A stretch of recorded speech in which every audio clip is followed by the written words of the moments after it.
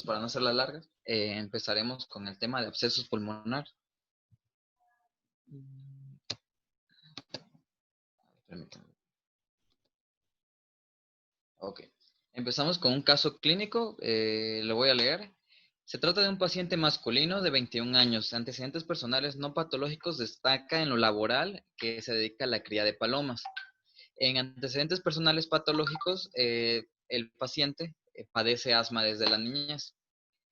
Un mes previo a su ingreso presentó un episodio de celulitis ya en una rodilla, debido a una herida al mismo nivel, la cual fue tratada con antibióticos no especificados. Después de este episodio, aproximadamente 21 días después de haberlo concluido, el cual duró aproximadamente una semana, comenzó con fiebre cuantificada de aproximadamente hasta 39.5 grados centígrados, con afectación del estado general. Posteriormente, una semana después, se observaron lesiones eritematopurpúricas en faringe. Fue con un facultativo, con un particular, que le recetó acitromicina, 500 miligramos diarios por 6 días, sin respuesta, y apareció además dolor torácico difuso en hemitórax derecho, con expectoración blanquecina, a la auscultación, ruido respiratorio sin agregados. Acude al cuerpo de guardia de un hospital. Y bueno, eso sería todo por el momento. Nada más para iniciar con una pregunta, si hay algún médico interno, por favor, ¿cuáles serían los diagnósticos diferenciales que podríamos establecer en este paciente? No importa si sea uno, dos o los que sean, pero no sé si hay algún médico interno. Paulette, ¿es? Sí, Paulette. Sí, hola, buenas noches. Buenas noches.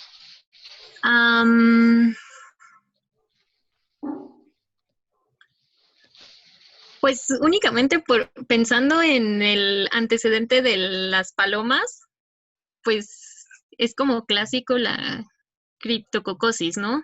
Pero pues eso es en pacientes inmunodeprimidos y no menciona ningún antecedente patológico de inmunosupresión. Ok, ¿otro más común?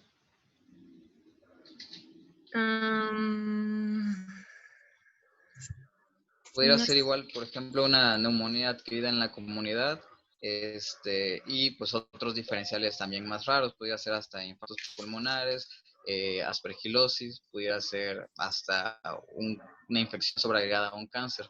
Pero a lo que vamos es de que en este tema de absceso pulmonar, realmente la sintomatología, la clínica, va a estar traspolada o se va a estar empalmando con otras patologías. Pero bueno. Bueno, para establecer entonces el diferencial, una de las herramientas pues básicas va a ser la radiografía de tórax. En este caso, a este paciente se le realizaron una radiografía posterior anterior y lateral, en las cuales se demostraban unas imágenes circunscritas, bueno, varias imágenes circunscritas, en las que se observaba, las imágenes circunscritas con los bordes gruesos y niveles hidroaéreos en su interior. Aquí podemos observar dos, y de la misma forma aquí podemos observar una y otra. Repetimos, la radiología va a ser muy importante en el diagnóstico de esta afección o de esta complicación.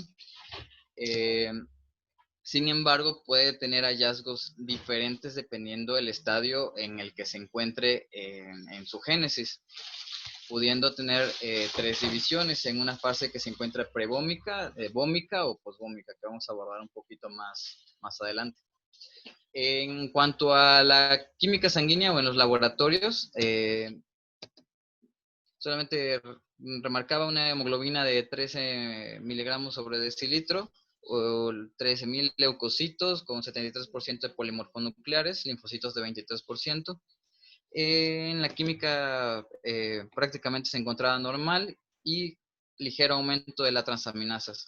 Justamente por los antecedentes laborales, sospechando en criptococosis o que pudiera ser uno de los diferenciales, se le realizó exámenes para VIH y BDLR, los cuales salieron negativos. le hicieron una punción lumbar con tinción de tinta china, la cual para buscando Cryptococcus neoformans u otro tipo de criptococos, y resultó negativas.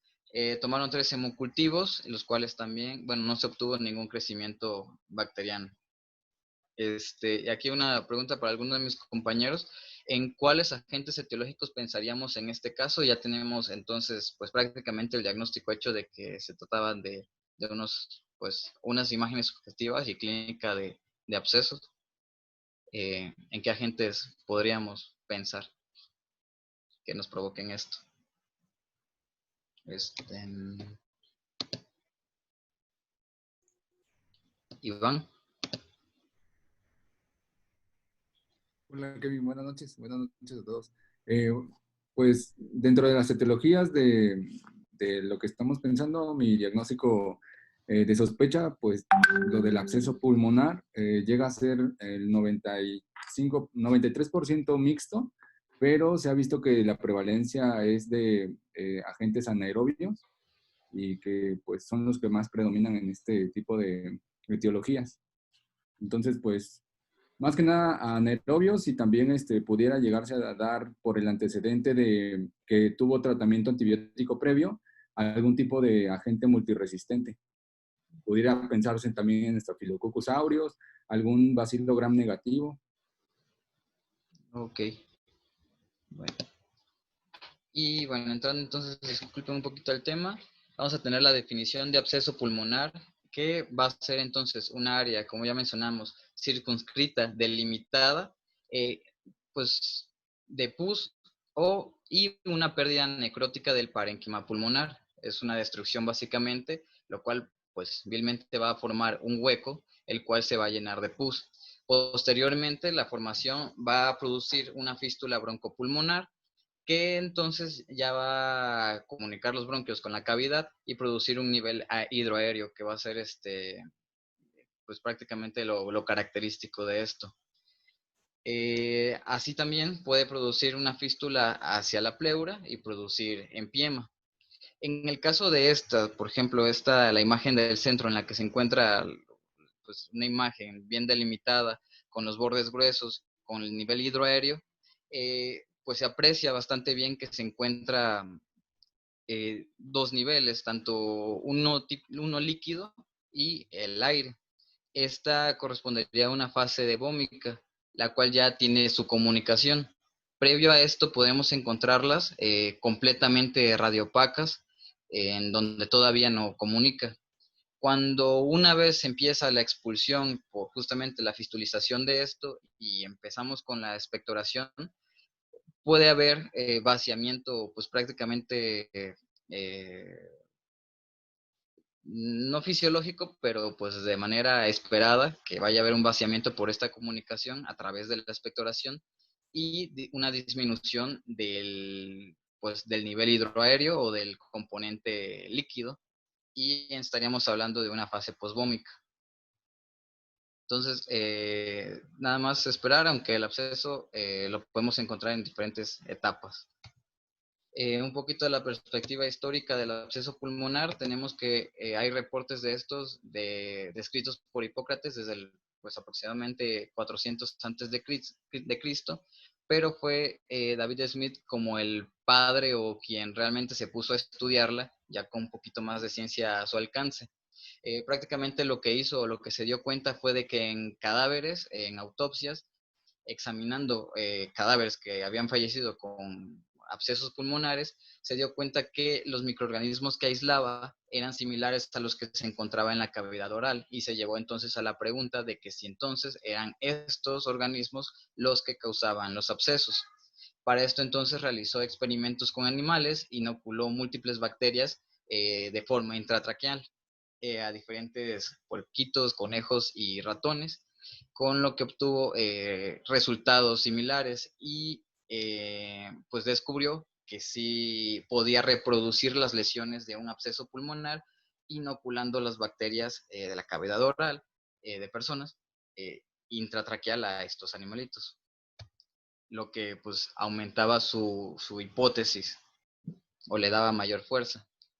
En la era preantibiótica, prácticamente antes de de los años 40, se tiene estimado que se producían un tercio de muertes de cualquier persona que se afectaba por esto.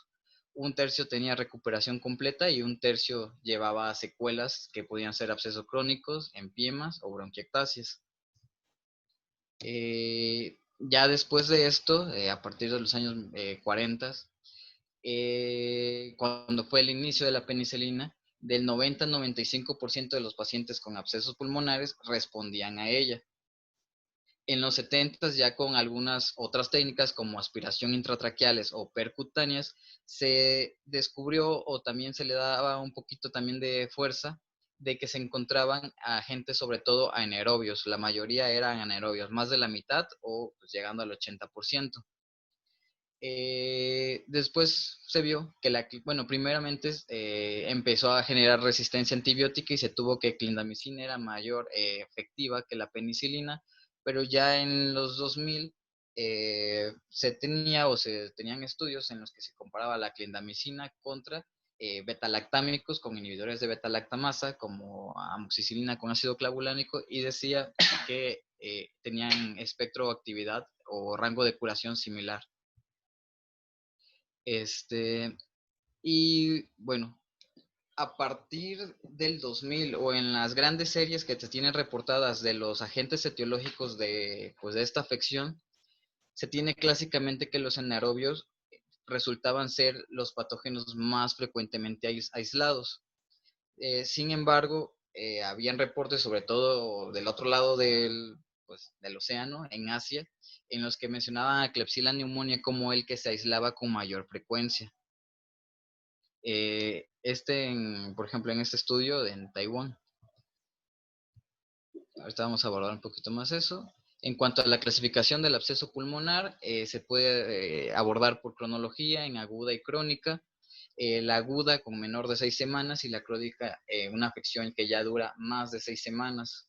En esto, en la histopatología, encontraremos a la aguda con un predominio de polimorfonucleares, de neutrófilos sobre todo, y en la crónica con un infiltrado linfocitario de células plasmáticas y histocitos.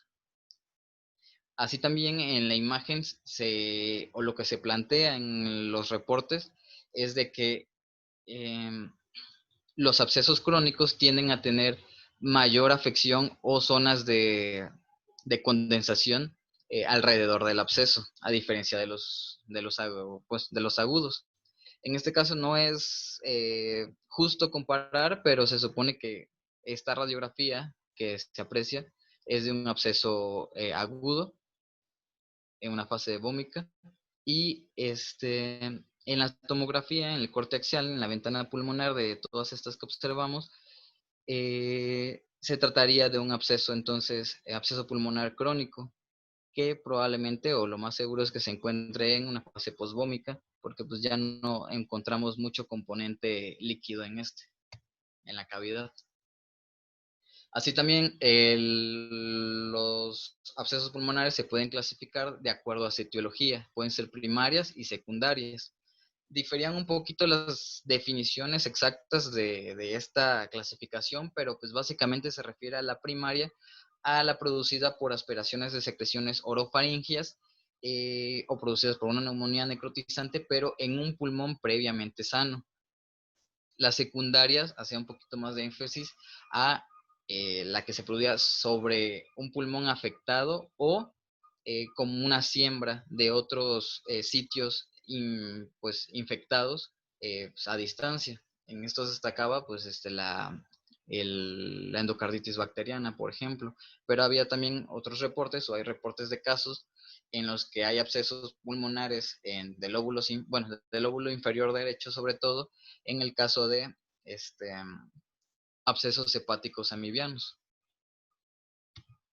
Y bueno, a ver, no sé si alguien recuerda más o menos qué factores de riesgo pudiera tener este paciente que recordábamos era joven para desarrollar un absceso pulmonar.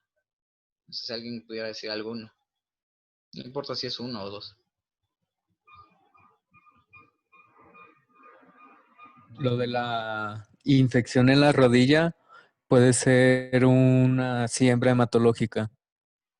Sí, bueno, así es. Realmente no aportaba mucho de los antecedentes como para decir factores de riesgo, pero ese sería uno bastante identificable que podríamos tener. Gracias, Eduardo. Y bueno, en los factores atribuibles, y aquí quiero mencionar también, estaba buscando en cuanto a la etiología de, pues, del absceso pulmonar, y realmente no, lo único que se comparan son las tasas de mortalidad. No hay o al menos en los sitios en los que consulté, no hay eh, una incidencia aproximada o calculada.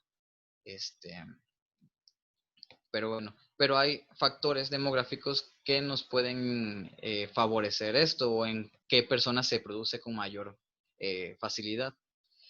En estos, aunque un factor de riesgo que mencionaban algunos libros era la edad avanzada, teníamos una edad media de 42.9 años, pero sí un predominio bastante importante con un radio de 6.6 por cada mujer, o sea, de hombres a mujeres. Eh, Otros factores predisponentes eran la falta de higiene en cavidad oral, la sepsis dental, procedimientos dentales, convulsiones, factores de riesgo como alcoholismo también, ser fumador y diabetes eran de los que más se repetían en los diferentes estudios.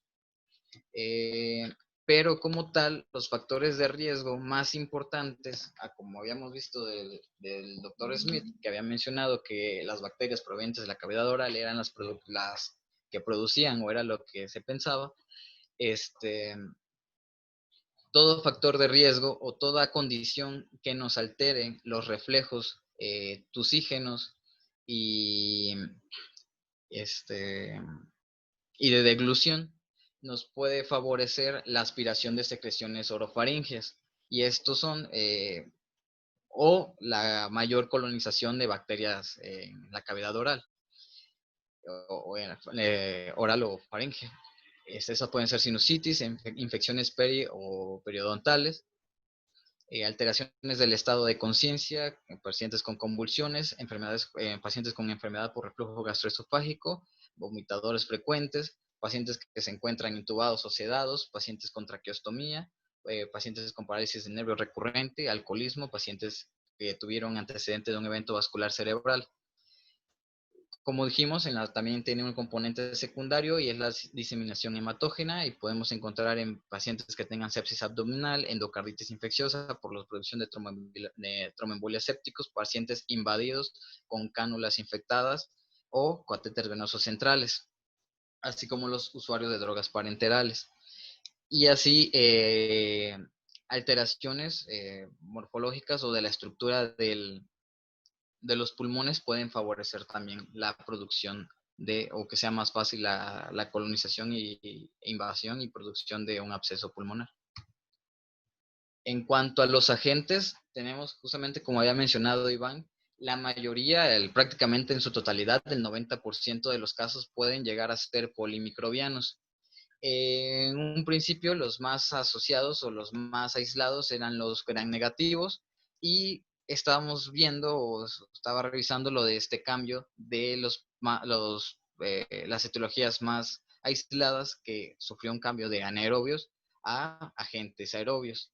Esta es una serie de 90 pacientes en las que se tomaron pues, diferentes cultivos en los que en los cultivos puros son los que se representa del lado derecho en la parte superior y los cultivos en los que se encontraba flora mixta eran los que se encuentran del lado izquierdo. Y pues en ellos, pues si sacamos la suma de todos los aerobios, son sin duda bastante más que los anaerobios. Entre estos, el más frecuentemente aislado, si hablamos solamente de los cultivos únicos o que se aisló solamente un agente, resulta Klebsiella pneumoniae. Y en niños, uno de los agentes más aislados es el Staphylococcus aureus. Bueno, y esta es la que comentábamos, perdón, esta de la Klebsiella pneumoniae que mencionan como que el más aislado, pero en Taiwán. Este es de India, es con una muestra mucho más pequeña, eran 42 pacientes en el que, bueno, también demuestran que la mayoría de los pacientes o aislados, pero de esputo, por tinción de Gram, eran Gram negativos justamente, y también por esputo, pero cultivos, Klebsiella. Y bueno, me llamó la atención esa parte porque también tenía pues, la idea de que los más frecuentes o el aislamiento más frecuente eran los de los anaerobios. Este es el que encontré de población mexicana en el Hospital Universitario de Monterrey. También es una muestra chiquita, era de 46 pacientes, en los que solamente se aislaron en 27 pacientes el agente etiológico, y también fue Klebsiella pneumonia el más frecuentemente aislado o encontrado. Otros agentes en algunas condiciones especiales de exposición o de inmunocompromiso pueden ser micobacterias, aspergillus, cryptococcus, histoplasma, blastomyces, coccidioides, entamoeba histolítica, por ejemplo. En esto no nos vamos a meter tanto. Y bueno, hablando un poquito entonces de la fisiopatología, tenemos la principal, que es la aspiración de contenido de cavidad oral o nasofaringeo, y es la colonización o en episodios en los que perdamos la capacidad o las barreras, sobre todo de los reflejos de oxígeno y deglutorio, como en el caso de sobredosis, anestesias generales, crisis convulsivas, intoxicación etílica, enfermedades cerebrovasculares, entre otros, como alteraciones neuromusculares, favorecen la entrada de los microorganismos hacia los pulmones, sobre todo hacia los segmentos posteriores. Una vez colonizado, establecido ahí, inicia una neumonitis y una respuesta inflamatoria que lleva a una neumonitis que induce la respuesta de mediadores, después prácticamente inflamación, junto con además enzimas proteolíticas que puedan producir las bacterias y la propia inflamación, van a resultar en necrosis o destrucción del parénquima. Lo cual crea la cavidad y posteriormente la formación de una fístula. Hasta un tercio puede fistulizar hacia el espacio pleural y desarrollar empiema. En cuanto a la clínica, habíamos mencionado al inicio que no es específica como tal y pueden no ser diferenciales de una neumonía o incluso de una tuberculosis, con el diferencial de que pues, es un poquito más crónico. Entre estos, bueno, podemos encontrar algunos datos clínicos que nos orientan o que nos pueden favorecer la producción de un absceso pulmonar, como la piorrea, la gingivitis, trastornos musculares o neurológicos, así como clínica o a la anamnesis de enfermedad por reflujo gastroesofágico. Pero pues clínicamente o ya el absceso pulmonar establecido se va a presentar como un síndrome supurativo, en el cual es cuando ya la cavidad ya vierte o ya tiene la comunicación hacia el bronquio y inicia el paciente con tos o con vómica, la cual se definiría entonces como una tos con la producción de esputo mucopurulento fétido de al menos 200 mililitros en un día, que ese sería como que el dato más cardinal.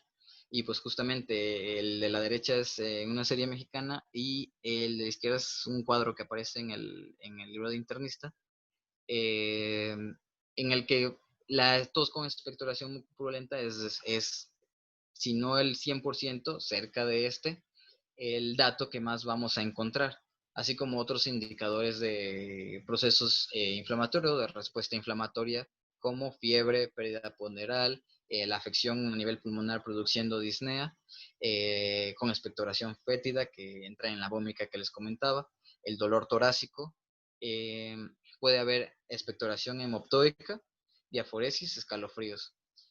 Antecedentes, también puede haber antecedentes de pérdida de conciencia, sobre todo si pues, el paciente es alcohólico o de algún otro tipo, antecedentes también de pacientes con crisis convulsivas. Podemos encontrar también en la exploración aliento pútrido y dedos en palillos de tambor. en el cual lo referían sobre todo en los crónicos, pero está mayormente relacionado o se debería relacionar mayor a procesos de malignidad o abscesos pulmonares sobre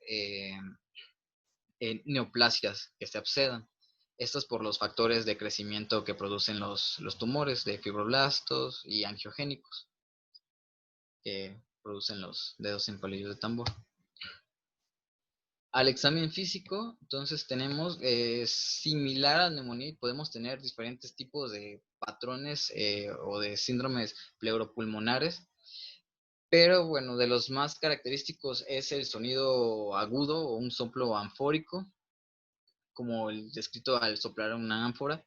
Puede haber signos de condensación pulmonar, como matidez a la percusión, aumento del premito vocal y táctil, y derrame pleural, haciendo énfasis en el empiema. Entonces, entonces podemos asumir o decir que la exploración puede ser variable y encontrar en el caso de los abscesos pulmonares prácticamente todos los tipos de síndromes pleuropulmonares, como el síndrome cavitario. Puede haber síndrome de derrame por la producción de un empiema. El síndrome de condensación también podría estar establecido en este. Y también las atelectasias también pueden ser o pueden estar concomitante con el proceso de los abscesos pulmonares. En la imagen, la radiografía de tórax juega un papel fundamental. La tomografía de tórax es sobre todo para definir más y el compromiso a estructuras o a pleura. En el que entonces observamos una imagen, volvemos a repetir, circunscrita con bordes gruesos, que esto sería bastante diferente con algunas imágenes que podríamos encontrar como en bulas o como en quistes datiformes. El cual característicamente, pero no obligadamente como tal, va a estar con dos tipos de densidades o nivel hidroaéreo en su interior. Y así como vemos, tienden a estar con mayor frecuencia en los lóbulos posteriores, como vemos en esta, en esta igual y en esta. En el caso de esta tomografía que vemos en el lado izquierdo, en los segmentos inferiores podemos encontrar múltiples imágenes que todavía no han sido unidas y esto podría estar indicado o podría estar un poquito más relacionado a una neumonía necrotizante que algunos mencionan como un preludio previo a un absceso, en la cual la definen como múltiples abscesitos de menos de 1 centímetro, los cuales pueden confluir posteriormente y formar entonces ya un absceso propiamente dicho pulmonar.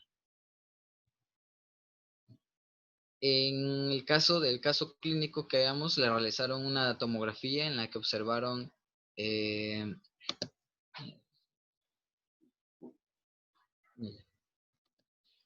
se observaron justamente estas imágenes compatibles con un absceso pulmonar. Y le realizaron una endoscopía en las que destacaba entonces alteración del contenido bronquial dado por secreciones viscosas y adherentes de coloración amarilla, bronco izquierdo normal. El diagnóstico endoscópico entonces fue un proceso supurativo crónico y bueno, realizaban esta recomendación. En el caso del lavado bronquial, que sería una de las mejores técnicas con rendimiento diagnóstico para establecer el origen etiológico, la determinación del patógeno en sí, realizaron su lavado bronquial y encontraron Staphylococcus aureus y Apnea alveoli, que puede ser interpretado como patógeno residente. Pero bueno, en el caso del estafilo, encontraron sensible a estos antibióticos y resistente a oxacilina, eritromicina y streptomicina. En cuanto entonces al diagnóstico microbiológico, tenemos uno de los más frecuentes que vamos a usar va a ser el esputo expectorado. Realmente no sería como tal lo mejor o lo de mejor rendimiento, pero es prácticamente lo que siempre se va a tener a la mano.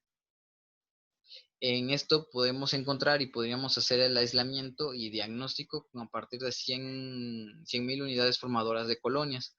Y pudiéramos dudar de este diagnóstico cuando encontráramos más de dos, así como en el caso anterior de que encontramos uno que podemos definir que, pues, que vive en la cavidad oral o que es residente. Si encontráramos así más de dos organismos, además de uno que pudiera ser patógeno, ya estaríamos de todos modos pensando en contaminación. Entonces lo ideal es encontrar pues máximo uno de, de algún comensal por ahí. Otros con mayor rendimiento se encuentran la aspiración transtraqueal, la aspiración transtorácica. La broncoscopía con el cepillado protegido sería de los mejores, junto con el lavado bronquialveolar, en los que ahí ya a partir de 1.000 o de 10.000, si nos pusiéramos muy exigentes, pero a partir de 1.000 ya pudiéramos hacer el diagnóstico o el aislamiento del patógeno. En el caso de los empiemas, podríamos realizar toracocentesis. Y los hemocultivos, como vimos en el caso en este caso clínico, en los que vimos que le tomaron 3 y en ninguno se aisló agentes, tienen un bajo rendimiento pues en este proceso, en el que menos de un tercio, menos del 30%, pues van a ser aislados por ahí.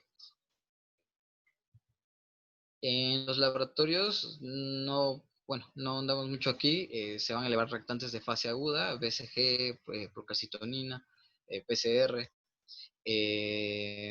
no es siendo específicos. La leucocitosis puede estar pues mayor de 13.000 o mayor de 15.000, a expensas sobre todo en neutrofilia, y en los procesos crónicos puede aparecer anemia normocítica normocrómica, pero pues los estudios de laboratorios como tal no van a ser específicos de este proceso. En cuanto a las diferenciales, entran bastantes patologías que pueden ser tanto en la clínica, como hemos mencionado, o de imagen radiológicas, en la que podemos encontrar como diferenciales cáncer de pulmón, sobre todo de células pequeñas, casos de tuberculosis pulmonar con sus cavernas, podemos encontrar bulas enfisematosas o un hidroneumotórax también, por ejemplo, nos podría causar esta confusión.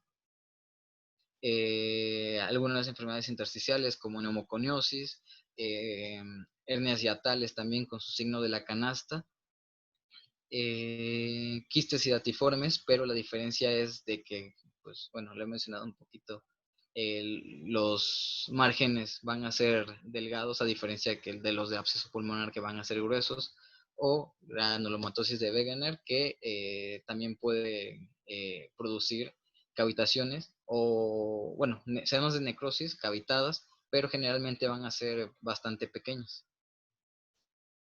Esos como algunos diferenciales radiológicos. Los sitios de afectación, bueno, sobre todo va en el lóbulo medio, en el caso de los pacientes que broncoaspiran, como en el caso de los alcohólicos, y la mayoría de los casos de los abscesos pulmonares se van a localizar en los segmentos posteriores del lóbulo superior derecho o segmento apical del lóbulo inferior de los pulmones. La mayoría va a ser unilateral, y de hecho el hecho de que sea bilateral y que sea justamente múltiple nos puede abrir la pauta o hacer pensar sobre todo en procesos secundarios como siembras hematógenas o los tromboembolismos sépticos. La mayoría van a ser de entre 4 y 8 centímetros. En cuanto al caso clínico que habíamos mencionado, entonces después ya lo teníamos ingresado, le realizaron su radiografía que vimos, le realizaron su tomografía que también vimos, y ya teníamos el aislamiento que salió después, pero ya lo tenemos de una vez. Pero bueno, a los 6 días de su ingreso, la expectoración se hizo verdosa, continuaba con fiebre y marcada ataque al estado general. Se le realizó la broncoscopia en la que obtuvimos el aislamiento de los gérmenes, y también posterior a esta se notó una franca mejoría clínica, ya que favoreció el drenaje pero continuaba con fiebre. Desde el momento de su ingreso en esta unidad se comenzó con triple terapia antibiótica, le dieron ceftriaxona, amikacina y metronidazol por 20 días. Después del resultado que vimos previamente en el que se demostraba el estafilococo aureus resistente a oxacilina, se le cambió a vancomicina y posterior a esto, bueno, se dio la fiebre. Y bueno, estaba en unidad de cuidados intensivos y lo trasladaron al piso de medicina interna hasta su alta. Posterior a esto se le indicó tratamiento antibiótico vía oral por 2 semanas más y se siguió por la consulta externa. En esto, no sé si algún compañero residente tenga alguna opinión sobre este manejo antibiótico. Si no, ahorita pues lo vamos a ver. Pero no sé si alguien nos quiere adelantar un poquito.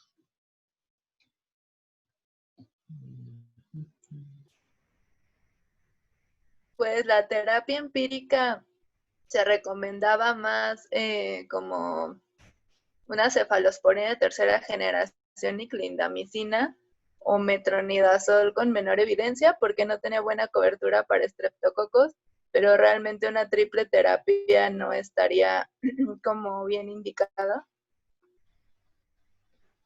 Sí, bueno, pues así es. Prácticamente, bueno, en ningún lugar en los que consultamos aparece una triple terapia como posibilidad o pues de tratamiento.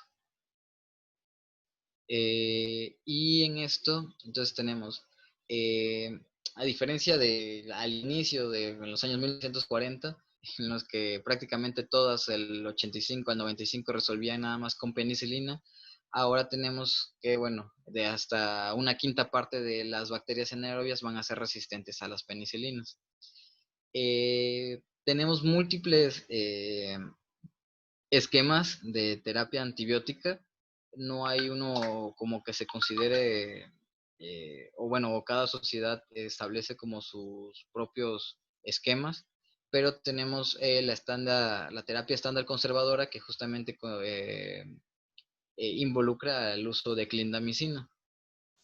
Se pueden también utilizar penicilinas, amoxicilinas o ampicilinas con inhibidores de beta-lactamasas. Y justamente también junto con metronidazol o betalactámicos con metronidazol, pero no se recomiendan por la resistencia que ya se encuentra con algunos organismos de la flora faringea. Y no tiene justamente cobertura con algunos estreptococos pues microaerofílicos como ¿cómo se llama? Streptococo millari y neumonía. Por lo tanto, entonces la monoterapia con metronidazol no se recomienda. Y bueno, en el caso de los estafilococcus resistentes a meticilina, se recomienda el uso de vancomicina o linezolid. Los cursos de terapia antibiótica son largos, que pueden llevar hasta 8 semanas.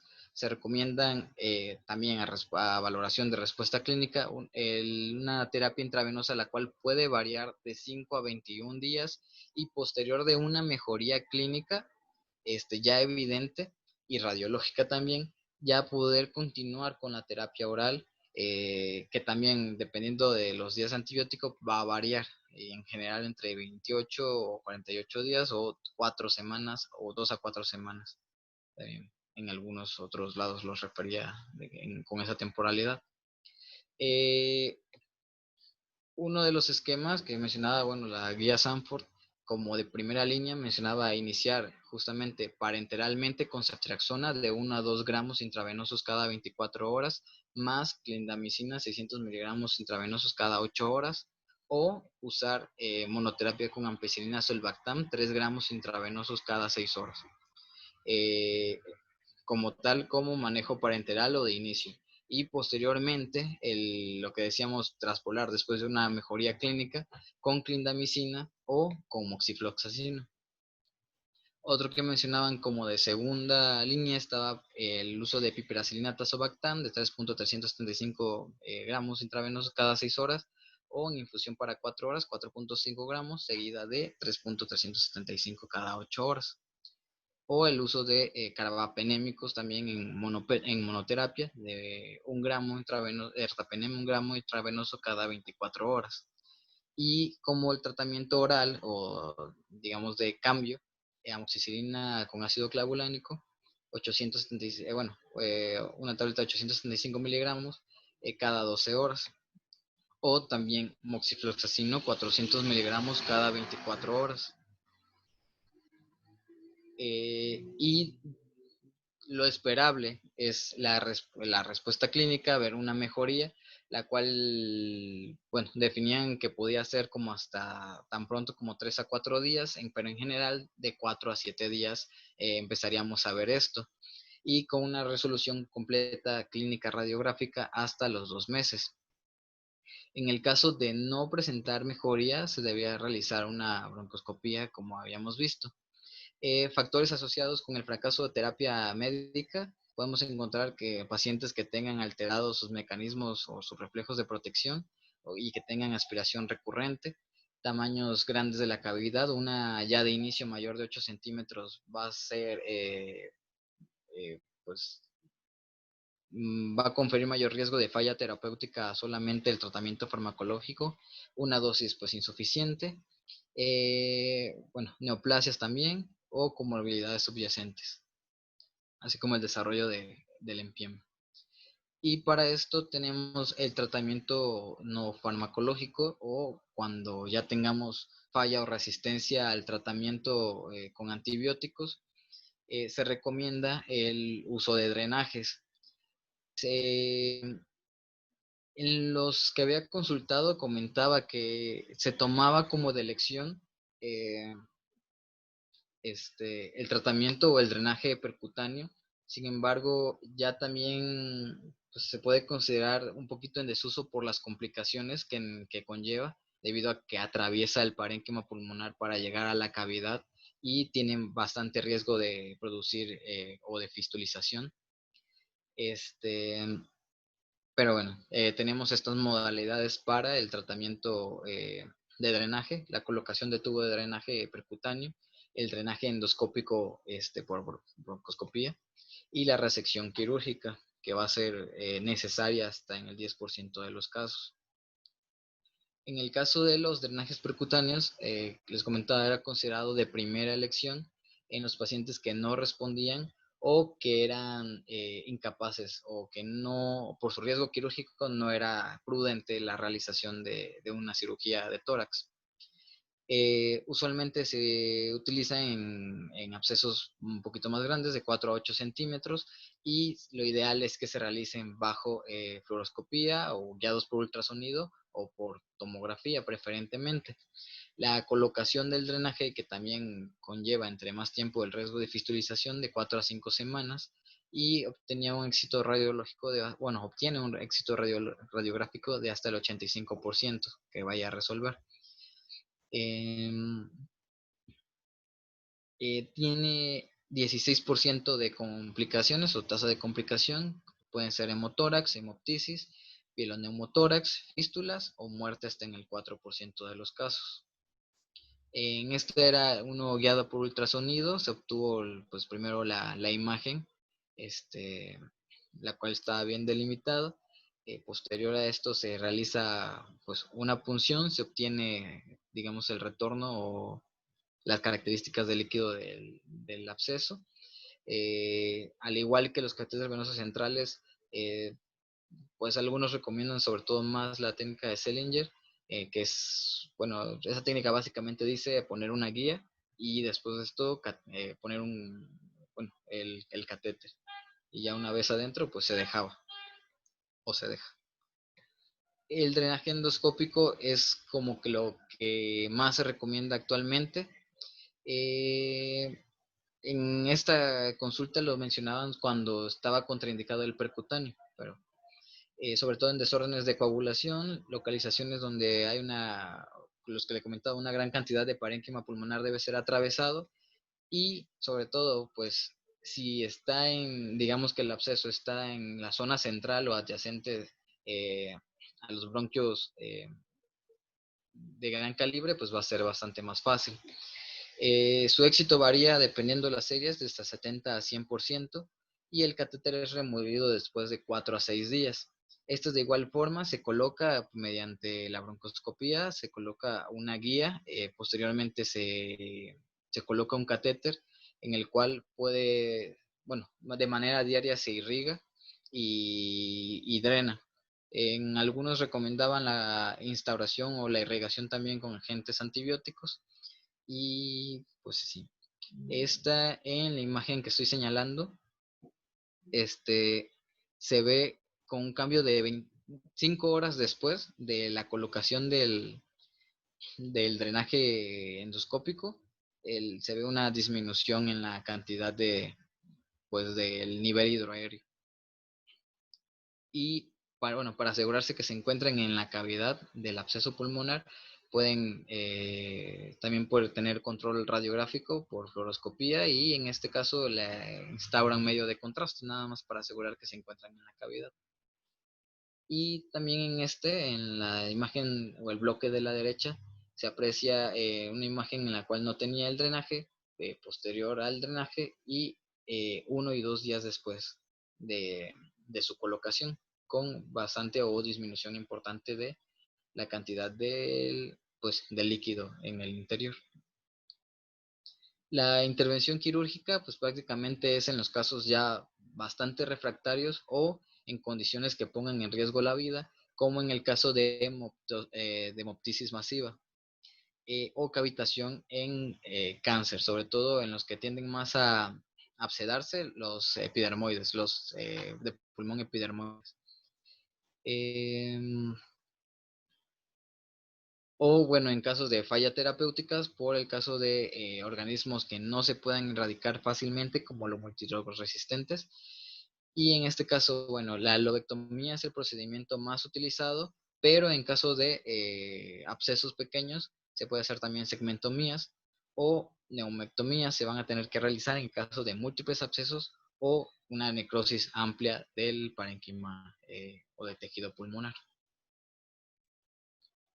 Y bueno, ya casi para terminar, estos son un poquito de los desenlaces dependiendo de el tipo de organismos que se pueda encontrar o que produzca el absceso.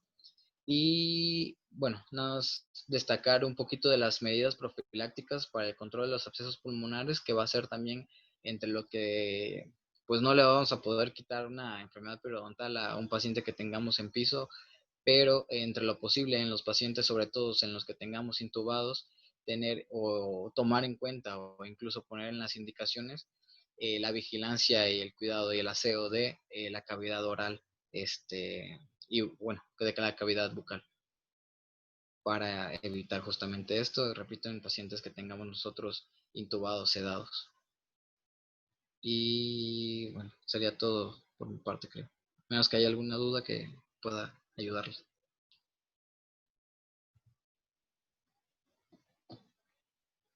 ¿Dudas? ¿O algún comentario? Doctora, en el tratamiento antibiótico se prefiere que se inicien o siempre puede ser ambulatorio en un paciente estable. En un paciente estable y que no tenga ninguna otra, el tamaño sea pequeño, que realmente no haya alguna otra comorbilidad y demás, se podría intentar el tratamiento ambulatorio.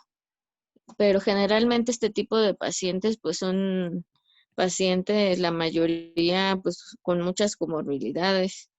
Entonces, pues son pacientes o inmunosuprimidos o pacientes con insuficiencia renal, desnutrición, ¿no? Que es como lo más común en en el contexto de lo que vemos absceso pulmonar, que pues prácticamente pues no los hacen candidatos a que se vayan, a que el manejo sea en Ambulatorio. casa, ambulatorio. Exactamente, entonces por eso es que la mayoría de ellos reciben un tiempo de tratamiento parenteral y posteriormente pues ya continúan con el tratamiento por vía oral, viendo cómo va el absceso, con algún estudio de imagen de control y si no responde, como ya estábamos viendo, que o sea, que los criterios que nos comentó Kevin de secreciones persistentes o inestabilidad o fiebre persistente, pues va a requerir de algún otro tipo de tratamiento o drenaje del absceso.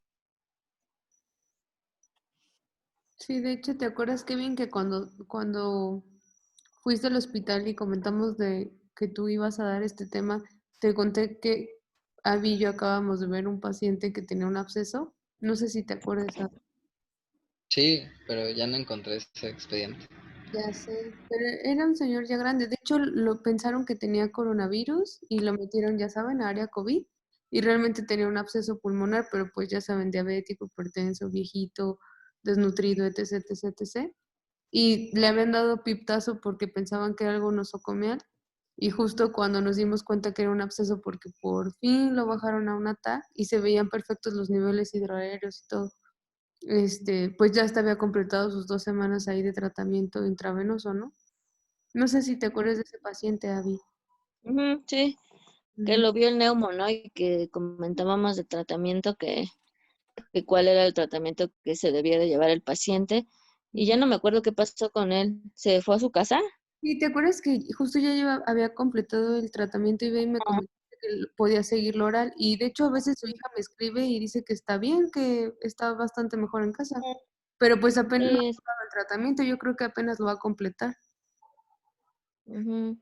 Y Apenas. como otras cosas relevantes del tema, que pues al parecer, bueno, mejor dicho, no al parecer, los casos nuevos, la incidencia ha ido disminuyendo con respecto al tiempo, pero yo creo que ahora vemos más, no, ya no vemos tanto a lo mejor el típico caso de paciente con desnutrición que decía, alcohólico, como que ya vemos pacientes con otros factores de riesgo que forman estos abscesos pulmonares, ¿no? Como comentábamos, neoplasias hemos llegado a ver que se abscedan, pacientes con alguna otra inmunosupresión. Hemos visto también insuficiencia renal con infección por Staphylococcus aureus que hacen neumonías necrotizantes y posteriormente múltiples abscesos. Entonces, eso es como que actualmente lo que nosotros estamos viendo actualmente más y obviamente pues el contexto de que si el paciente tiene alguna inmunosupresión, pues el diagnóstico se hace bastante más amplio, ¿no? Las infecciones por Aspergillus, como comentaste, las infecciones por hongos, otros hongos como histo, Rhodococcus, que es también una bacteria que puede dar en pacientes inmunosuprimidos. Por aquí Sarita decía también, y eso es también algo frecuente, las cavitaciones de TB que se puedan infectar. Entonces, la verdad es como que esos escenarios creo que son lo que más frecuentemente nos vamos a enfrentar en los siguientes, pues prácticamente en nuestra vida diaria, ¿no? Y respecto al escenario típico que se describen en los libros, prácticamente cualquier paciente que tenga esas características que ya dijimos, la desnutrición o el alcoholismo, que eran los factores de riesgo que se comentaban hace ratito, también nunca vamos a ver en este contexto de estos pacientes una pulmón que tenga una calidad de la boca adecuada. Siempre van a tener una enfermedad periodontal. Entonces, esos pacientes, pues son pacientes con mala higiene de boca y eso es como el factor de riesgo importante para la broncoaspiración y posteriormente la formación del absceso pulmonar. Entonces, es conocer los factores de riesgo. También lo más importante que tienen que recordar es el tratamiento antibiótico. No tenemos, como bien nos dijo Kevin, un tratamiento antibiótico que sea el número uno comparado con otros, comparando varios esquemas, ¿no? Pero lo que sí podemos decir es de lo rescatable e importante que debemos de recordar es que nunca hay que dar penicilinas por esta resistencia que existe ya hacia los streptococos y a los cocos gram positivos de boca. Entonces, prácticamente desde que se empezó a usar la penicilina, empezaron a aparecer resistencias y por eso pues ya no, no la utilizamos, ¿no? El metronidazol, como también nos dijo Kevin, no lo vamos a utilizar tampoco como monoterapia. Incluso a nivel pulmonar, no es de anaerobios también de boca. Hay también algunos peptostreptococos que tienen resistencia al metronidazol, que son anaerobios, entonces no se recomienda también. Si a lo mejor, si no tuviéramos otra opción, pues lo podríamos usar combinado. Y como bien nos dijo Ivonne, la sugerencia que nos hacía en el caso clínico de la combinación de metronidazol, cefalosporina y amikacina que le dieron a ese paciente, la verdad es que los aminoglucósidos, como ya hemos revisado en las clases, tienen muy mala penetración a nivel pulmonar, por un lado. Y por otro lado, prácticamente como nos estaba ya escribiendo Raúl en el chat, el medio anaerobicida, el medio de anaerobiosis es malísimo para los aminoglicósidos. Entonces, pues ya tenemos ahí dos cosas importantes y pues tres pondría los efectos adversos, ¿no? Que pues serían la nefrotoxicidad que ocasiona cuando tenemos otras opciones buenas de tratamiento, como combinar la clindamicina o darle en monoterapia es buena opción, con la piperacilina tazobactam, los carbapenémicos son también buenas opciones de tratamiento.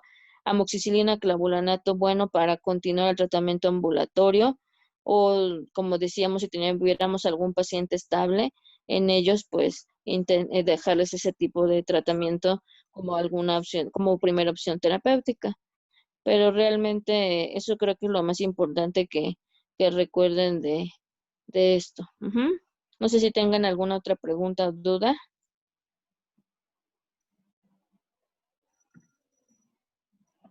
¿No? Respecto a ver que ya no pude terminar la clase por ¿cómo se llama? Por que se me fue el internet. Kevin me puso aquí, Raúl me puso aquí una pregunta acerca del tratamiento empírico en las neumonías nosocomiales, ¿no? Me decía que entre los agentes antiseudomonas se contempla un beta-lactámico más una quinolona con aminoglucósido. Entonces, realmente, si ustedes revisan la bibliografía, es inconcluso la decisión de dar tratamiento como monoterapia o tratamiento combinado en neumonías nosocomiales, sobre todo la combinación para cobertura de Pseudomonas aeruginosa. Entonces, hay quienes lo apoyan, hay quienes no lo apoyan. Yo creo que prácticamente esa opción de la combinación de beta-lactámico con quinolona o con un aminoglicósido, Raúl, la dejaría para pacientes que realmente corrobore en el antibiograma que tienen, o sea, del cultivo, ya seguramente que comentó ayer Fanny, del cultivo de esputo o por algún método invasivo que se le haya hecho al paciente, aunque recuerden que es mejor hacer métodos no invasivos. ¿Y cómo se llama? Entonces, hasta que yo corrobore que sea una pseudomonas aeruginosa y con mecanismos de resistencia, o sea, que sea una MDR o una XDR, es cuando yo pensaría en usar estas combinaciones y si es sensible, obviamente, porque pues si no, pues ya estamos ahí ante varios problemas, pero hasta yo me esperaría al antibiograma y respecto a eso, ver si hay sensibilidad y entonces sí decidir el tratamiento con el aminoglucósido. Acuérdense también que los tenemos muchas otras opciones terapéuticas ya ahorita que hacen que los aminoglucósidos prácticamente ya no los usemos en muchos tipos de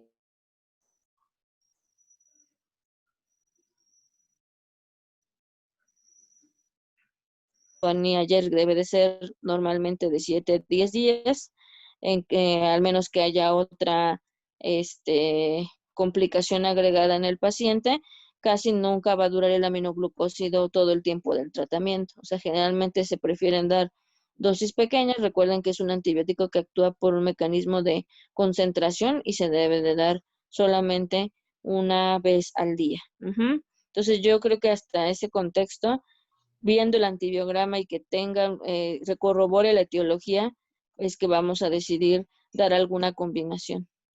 Y otra cosa que también Fanny me dijo que les había quedado duda es acerca del uso de la procalcitonina en neumonía nosocomial, y me decían que no servía para la neumonía nosocomial y que no tenía alguna utilidad. ¿Ustedes llegaron a esa conclusión o qué revisaron respecto a eso? Pues por lo que recuerdo, la procalcitonina ayudaba a definir, bueno, ayudaba a decir cuánto tiempo podría durar el tratamiento, según lo que recuerdo del Mandel. Y bueno, Fanny ayer comentó que lo podemos ocupar como escala, bueno, como pronóstico, como marcador pronóstico. Ajá, exactamente. Entonces, sí sirve. Hay infecciones bien documentadas. Esta es una de ellas, la neumonía nosocomial, en donde la procalcitonina tiene utilidad. Y como bien nos decía Belardo, prácticamente se hacen determinaciones generalmente cada 72 horas de una procalcitonina inicial. 72 horas pides otra procalcitonina, perdón, y si tú ves una disminución de este marcador, importante es que la evolución del paciente es buena, y entonces pues con eso puedes seguramente decidir que la duración del tratamiento antibiótico sea corta. Incluso seguramente también algunos de ustedes leyeron que hay veces que también para el tratamiento de neumonía nosocomial podemos acortar el tratamiento a 5 días. Entonces hace la determinación a las 72 horas, nueva determinación a las 72 horas, y si la tendencia de la procalcitonina es que tiende a la disminución, podemos nosotros a veces acortar los tratamientos y hacerlos pues tan cortos y que resulten buenos para el paciente. Y obviamente pues también, como nos decía Belardo, es pronóstico para el paciente también el que vea yo una disminución de este marcador. Creo que esas eran las dudas que me dijo Fanny que tenían, la que Raúl hizo, porque sí ya me había dicho Fanny, y la de la procalcitonina, ¿sale? Entonces, pues, no, si ya no hay alguna otra duda, pues creo que ya acabamos. Sí, yo creo que sí, Abby. Este tema siempre lo vemos un poco más rápido. Pues ya, vámonos a dormir. Sí, nos vemos mañana. Que Vaya. descansen. Bye. Bye. Buenas noches. Bye.